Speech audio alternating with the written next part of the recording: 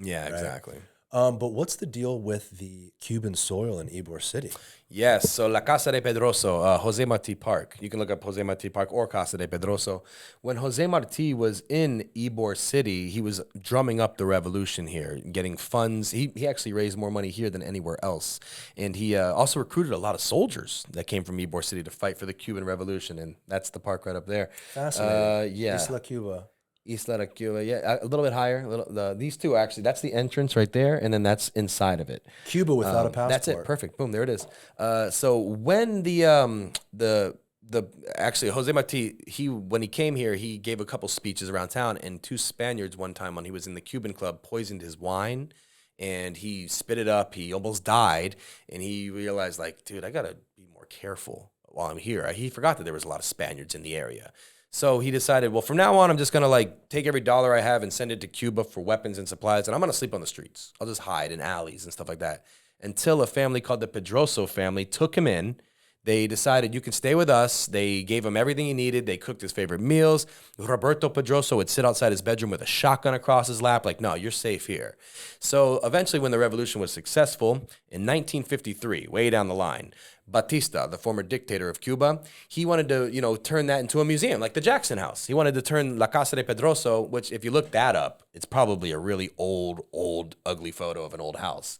La Casa de Pedroso. But it's still standing? No. What happened was they were like, there's too many termites. A fire happened while they were trying to restore it, and they were like, just knock it down. And they built that park instead. It's Pedroso, I believe. Pedroso, yeah. La Casa de Pedroso. Yeah, that's perfect. But there's photos of it. I believe there are photos of it. Yeah, Paulina Pedroso. That's definitely the one.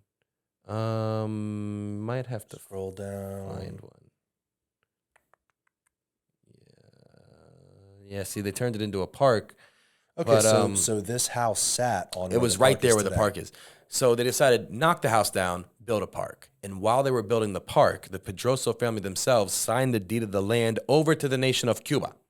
And that's the way it stands right now. Fascinating. Cuban owned. That's it right there. Right there, that old wooden house.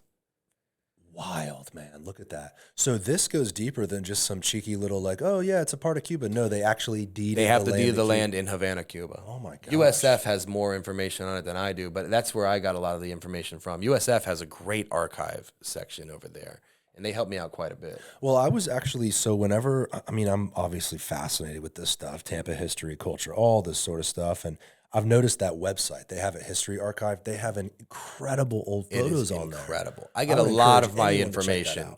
When people ask me questions that I'm not too sure about, yeah, look at that old picture. That's great.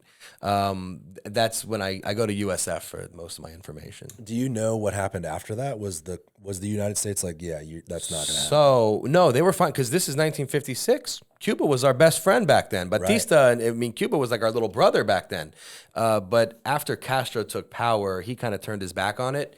And a local Cuban lawyer for a while maintained it, and then eventually it became part of the Parks Department, and now today it's still part of the Parks Department. So it's owned by the city. It's owned by the city. Well, maintained by the city of Tampa, owned by Cuba. Yeah. I love it, man. It's amazing. Mm-hmm. When there was all that political turmoil in Cuba, like SOS Cuba. That was a couple years ago. A lot of the local Cuban people went there and were hanging out and flying the flag. See, now, of course, they've built a couple condos there. Casa Ybor, Daryl Shaw built a couple condos there, which is great. I like that people are coming this way.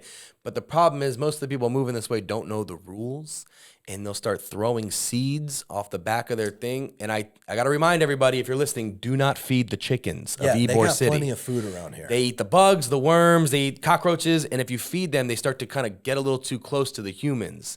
And even though they're protected by law, it's not a good thing to have them coming up to your baby and trying to like get food out of its hand. That's not a good thing.